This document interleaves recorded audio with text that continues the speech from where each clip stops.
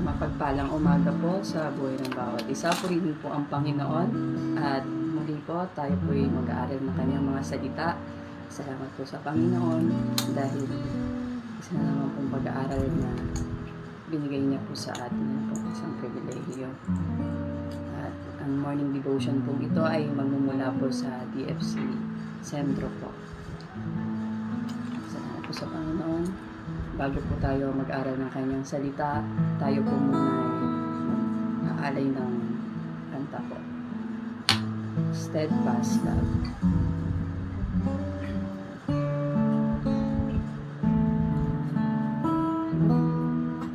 The steadfast love of the Lord never ceases. His mercies never come to an end. They are new every morning, new every morning. Great is thy faithfulness, O Lord. Great is thy faithfulness.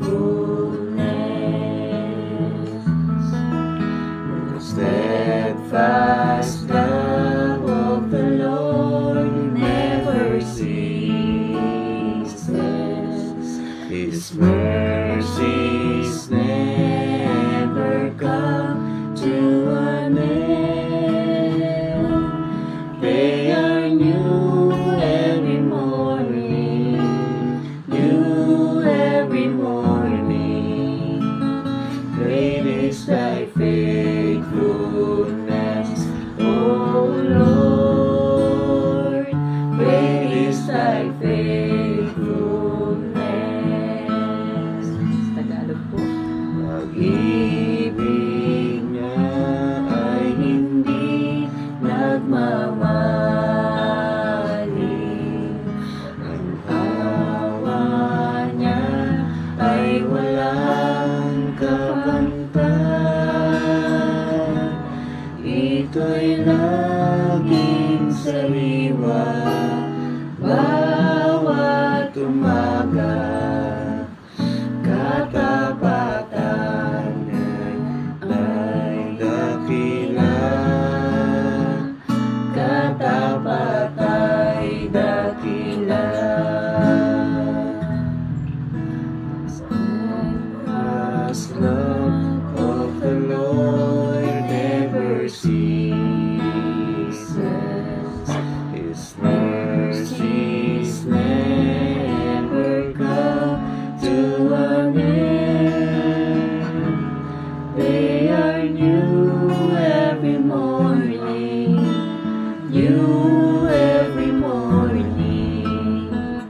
Great is thy faithfulness, O Lord.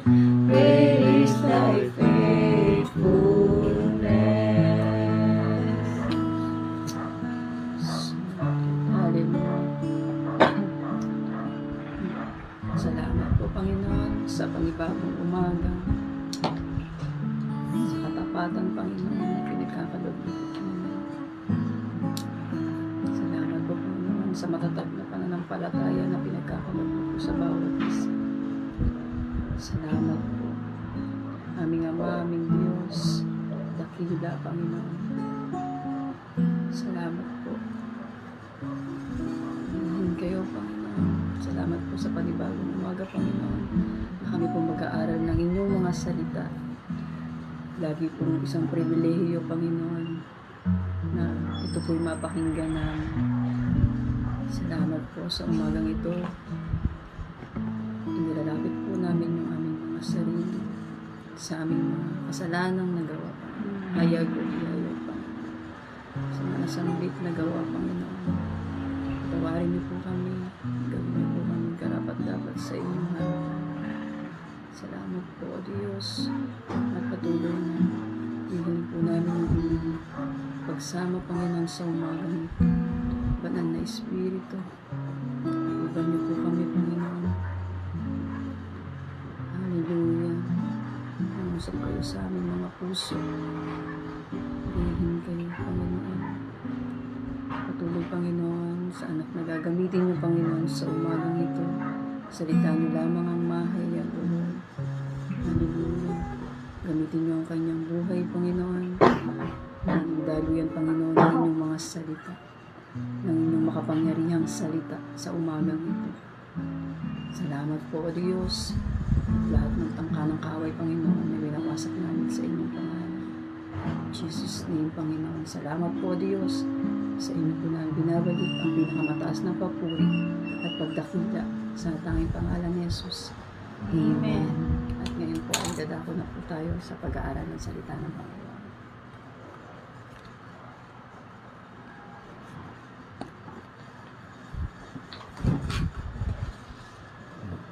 Purihin ng Diyos, muli po isang mapagpalang umaga sa buhay ng bawat isa.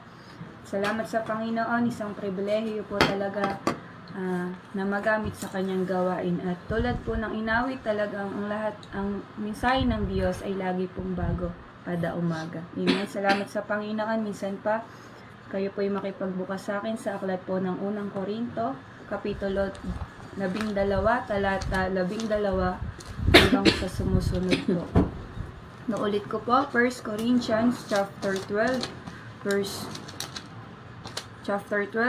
12 hanggang sa mga sumusunod po. Ang salin po ng aking Biblia ay ang salita ng Diyos.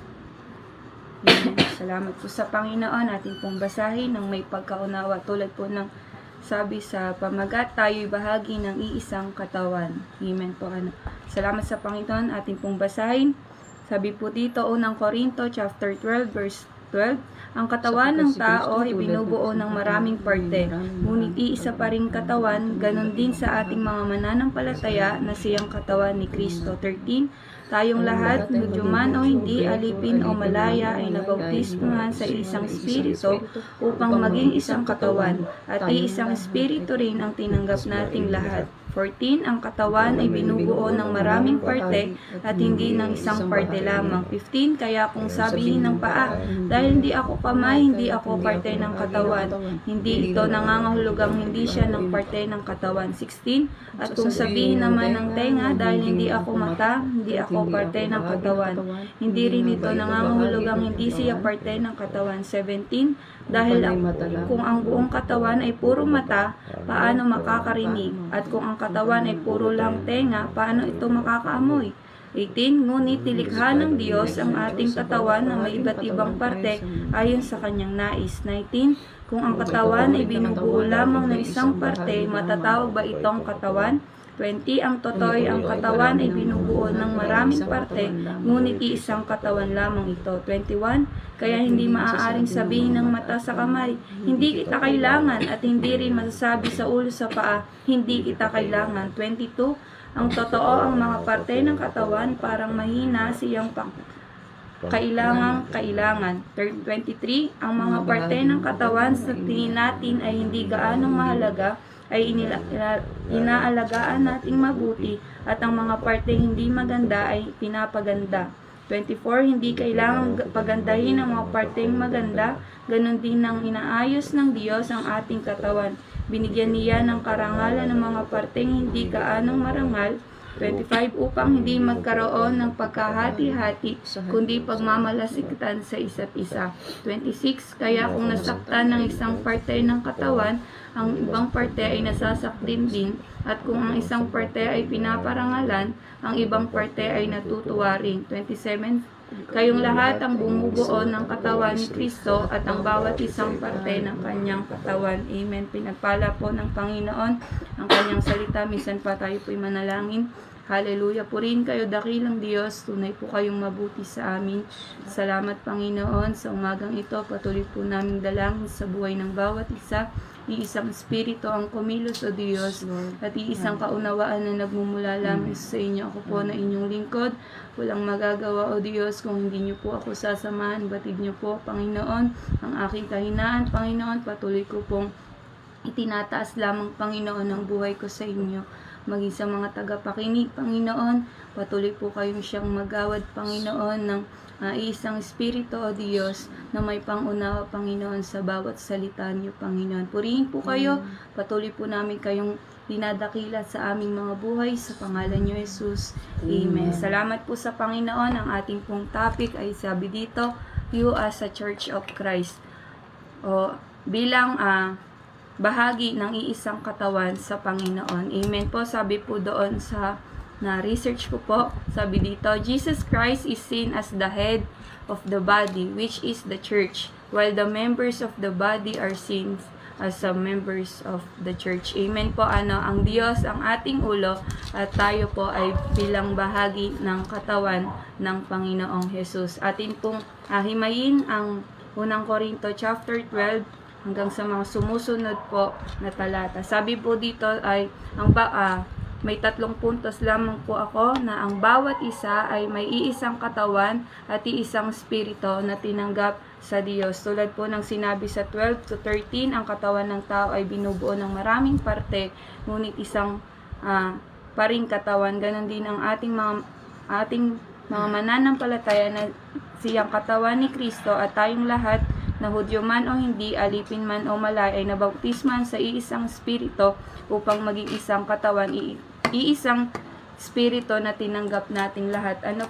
At bilang mga mananampalataya nga po, ay tayo po ay merong iisang espiritu na tinanggap sa Panginoon. Amen. Po, tulad po ng sinabi sa Efeso chapter 4, verse 4 to 6. Naulit ko po, sabi po sa Ephesians chapter 4 verse 4 to 6, sabi po dito, sapagkat iisang katawan lamang tayo na may iisang banal na espiritu at iisa rin ang pag-asang ibinigay sa atin na tawagin tayo ng Diyos. Sa 5, iisa ang Panginoon natin, iisang pananampalataya at iisang bautismo. 6, iisa ang Diyos natin at siya ang Ama nating lahat, naghahari siya at kumikilos at nananahan sa ating lahat. Amen po. Yun po yung sinasabi na bilang mga mananampalataya, meron po tayong iisang katawan na ang ulo nga po nito ay ang Panginoong Diyos at iisang espiritu lamang din po ang ating tinanggap sa Panginoon.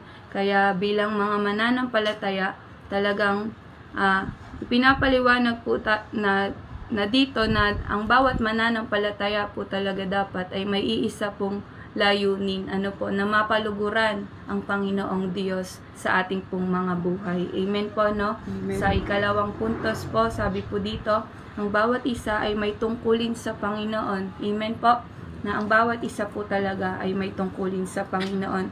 Tulad po ng in-example dito na hindi ko na lamang po babasahin sa 1 Corinto chapter 12 verse 14 to 18 na ang bawat isa daw po na parte ng ating katawan ay may function po. Hindi po pwede na nilikha tayo ng Diyos na puro mata po yung ating mga mukha, paano na lamang po tayo makakarinig, kung yung tenga natin ay mata din. Amen po, na ang bawat parte ng ating katawan ay may kanya-kanya pong obligasyon sa ating mga buhay. At bilang paliwanag po sa spiritual ay napangunawa, lahat po tayo ay bahagi ng Iglesia ng Diyos na may kanya-kanyang tungkulin at kanya-kanyang ministeryo na ginagampanan po. Halimbawa na lamang po sa madalas na hindi mabanggit na ministry ay ang kitchen ministry, na laging nakatago lamang po sila. Pero alam nyo po na talagang ang kitchen ministry po ay isang malaking bahagi din po sa iglesia, na kung saan ay sila po yung naghahain sa atin, at ang bawat isa po talaga ay merong function sa iglesia. At salamat sa Panginoon dahil alam ng Diyos kung saan po niya tayo inilagay na ministeryo. At bilang mga meron pong ministeryo nga po sa simbahan, wala po tayong ibang gagawin kundi pagtapatan po yung pinagkatiwala ng Diyos sa atin. Amen po, dahil ang bawat isa ay may tungkulin po sa Panginoon. Amen po. Bilang ikatlong puntos po, at salamat sa Panginoon. Sabi po dito, ang bawat isa ay mahalaga sa paningin ng Diyos. Amen po. Sabi po doon na lahat tayo ay mahalaga sa Panginoon. At tulad po nung sa unang Korinto chapter 12 verse 19 to 27, hindi ko na lamang po babasahin, bubuodin ko na lang po, na lahat po tayo ay may kapintasan, physical man o anuman pong, o sa ministeryo man na kinabibilangan natin. Wala pong nilikha ang Diyos na perpekto. Ang Panginoong Hesus lamang po ang perpekto sa atin. At tayo po bilang mga may kapintasan ay wala po din tayong karapatan para pintasan ng iba.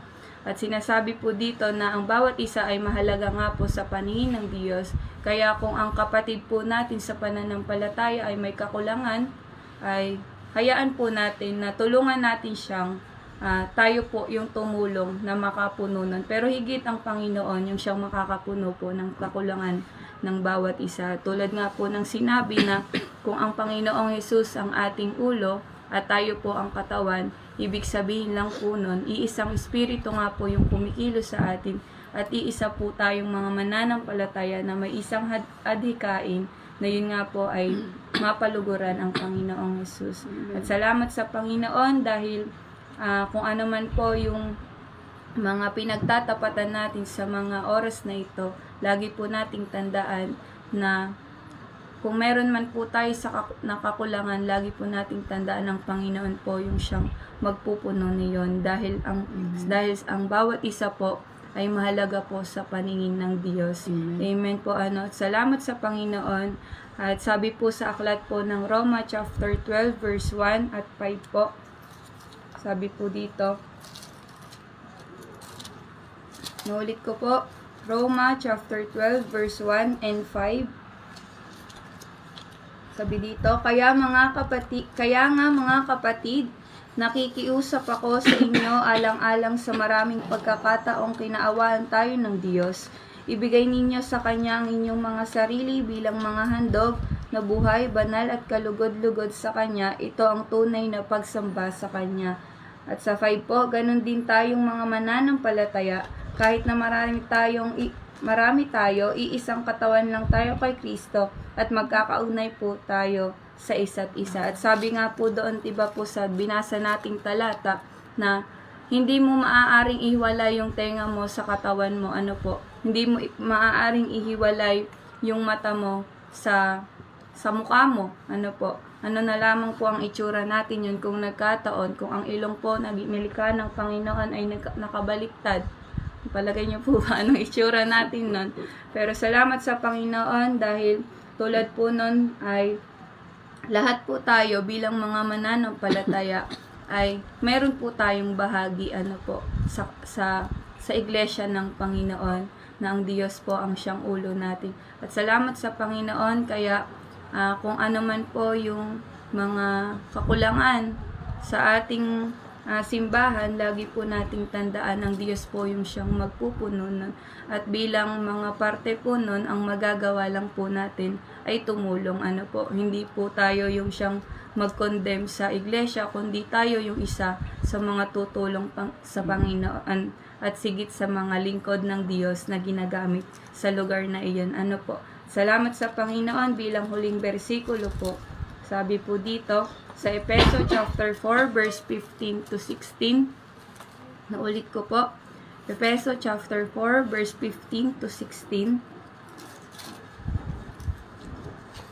Sabi po dito, sa halip manatili tayo sa katotohanan ng may pag-ibig upang sa lahat ng bagay ay maging katulad tayo ni Kristo na siyang ulo ng iglesia. 16. At sa pamumuno niya ang lahat ng bahagi ng katawan na walang iba kundi ang mga mananampalataya ay pinag-uugnay-ugnay ang bawat isa at isa'y nagtutulungan at sa pagganap ng bawat isa sa kanilang tungkulin ng may pag-ibig, ang buong katawan ay lalago at lalakas. Amen po. Amen. Salamat sa Panginoon. Tunay na dakila po talaga ang pag-ibig po. Salamat sa Panginoon dahil sa bawat paggawa po talaga natin sa iglesia ay dapat talaga meron po tayong pag-ibig. Dahil tunay na kapag may pag-ibig ka po kasi talaga ay talagang magagawa mo yung pinakamabuti sa Panginoon at hindi ka manghina ka man pero naroon yung kalakasang binibigay ng Diyos. At bilang nga po mga body of Christ na namumuhay dito sa mundo, lagi po nating isipin na tayo po ay iisang katawan sa Panginoon, na ang Diyos po ang siyang ating ulo. At lagi po nating tandaan na talagang lagi nating isipin kung ano po yung tinanggap natin. At sabi nga po 'di ba sa unang Korinto, ito na lamang po babasahin sa, hindi po ako nagkakamali, po yung 3:16 po ata yun, na tayo po ay, wait lang po, confirm ko lang. 3:16. Wait lang.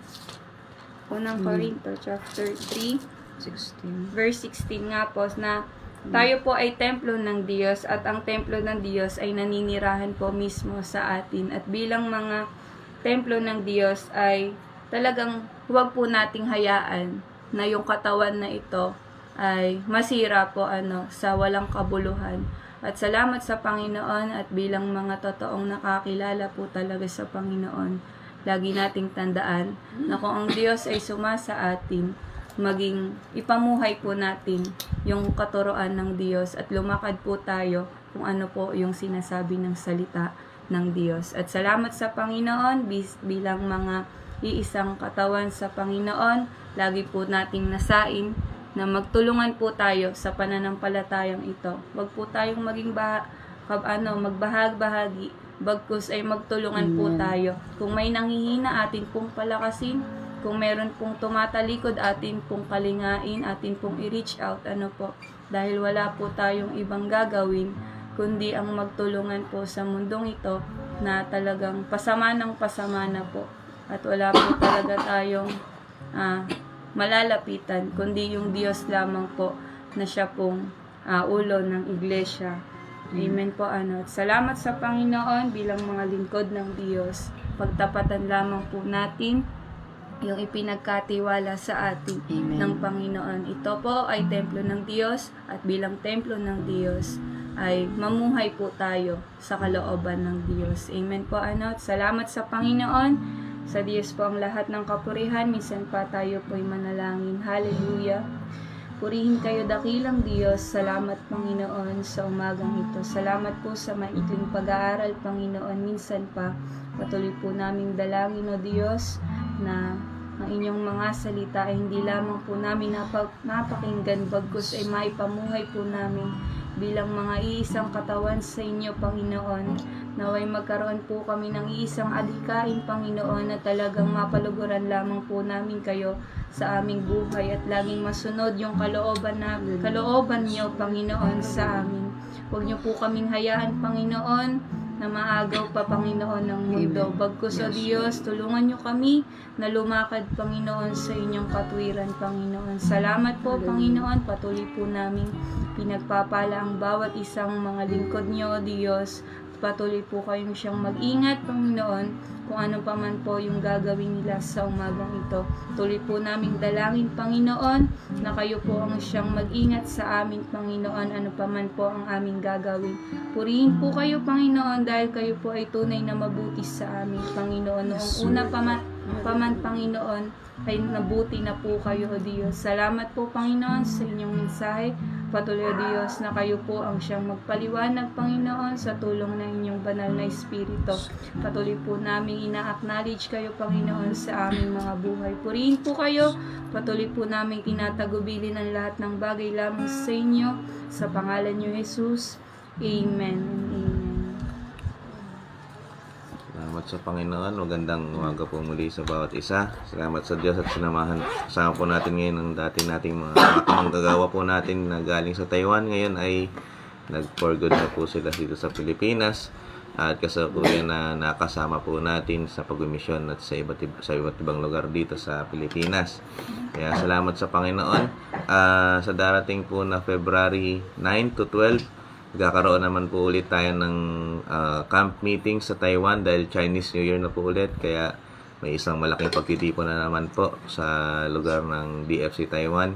At hiniling po namin na kayo po ay makisama po sa ating pananalangin na makaakay ng maraming kaluluwa. Nung nakaraang taon po ay madami. Ngayon ay nung nagbibilang po kami ng mga bagong dadalo ay marami na naman. Praise At God. mas nadagdagan. Kaya mostly rin po doon ay mga bagong mga noon lang maka-attend sa gawain. Kaya lobin ng Panginoon, no, sa tulong po ng banal na Espiritu, sa camp meeting ay makilala sila sa Diyos at makatagpo nila at maranasan nilang pagkilos ng Panginoon. Kaya pakisama po sa panalangin. At kung nais nyo rin po mag-abot ng tulong, may pag-ugnay lang po kay Pastora Never sa kanyang messenger at siya po ang magre-reply po sa inyo. Kaya salamat po sa Panginoon. Sa Diyos po ang lahat ng papuri. God be the glory po. Pagpalain po kayo ng Panginoon bawat isa. God bless po.